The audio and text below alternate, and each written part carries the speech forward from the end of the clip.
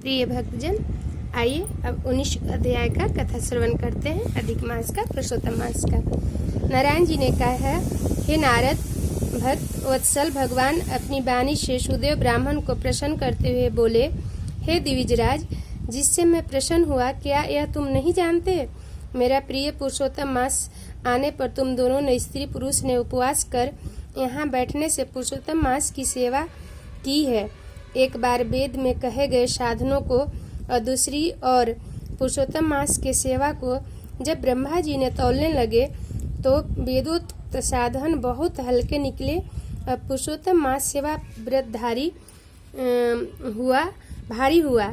इसीलिए संसार में पुरुषोत्तम मास अधिक पूज्य और मान है। जो मनुष्य का जन्म लेकर श्री पुरुषोत्तम मास में जप तप स्नान आदि नहीं करते, वे जन्म जन्मांतर में दरिद्र होते हैं। अतः सब प्रकार से यत्न करके मेरे प्रिय पुरुषोत्तम मास की सेवा करना चाहिए। जो पुरुषोत्तम मास की सेवा करेगा वह भाग्यवान धन्य होकर मुझको प्राप्त होगा। श्री हरिनारायण बोले, इस प्रकार हे मुने, जगदीश्वर कृष्ण भगवान ऐसा कहकर तत्काल गरुड़ पर चढ़कर अत्यंत पवित्र वैकुंठ लोक को चले गए। श्री सहित सुदेव ब्राह्मण मृत प्राय होकर फिर से जीवित हुए और पुत्र और सुखदेव को देखकर रात दिन अत्यंत हर्षित होते रहे और कहने लगे कि यह अत्यंत आश्चर्य की बात है कि ऐसा मास कभी नहीं देखा न सुना। इस प्रकार आश्चर्य युक्त होकर वह सुदेव ब्राह्मण अत्यंत श्रद्धा युक्त होकर पुरुषोत्तम मास की सेवा करने लगे।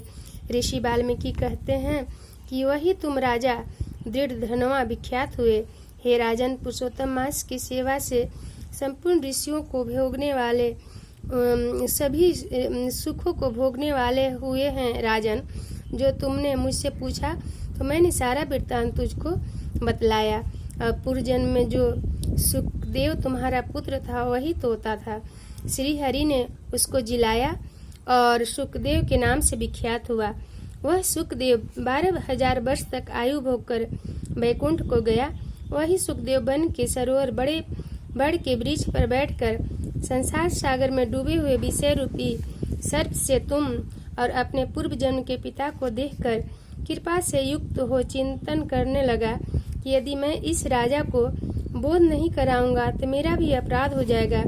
इस प्रकार मेरा इस स्तुति के वचनों को मानना निरर्थक हो जाएगा। इसलिए मुझको अपना पूर्व जन्म के पिता का उपकार अवश्य करना चाहिए। ऐसा सोचकर ही उस तोतों ने तुमको ज्ञान दिया है। श्री कृष्ण गोविंद हरे मुरारी, हे नाथ नारायण वासुदेव। अगले अध्याय में और ही सुंदर और रोचक कथा होने वाली है, अतः जरूर सुनिएगा।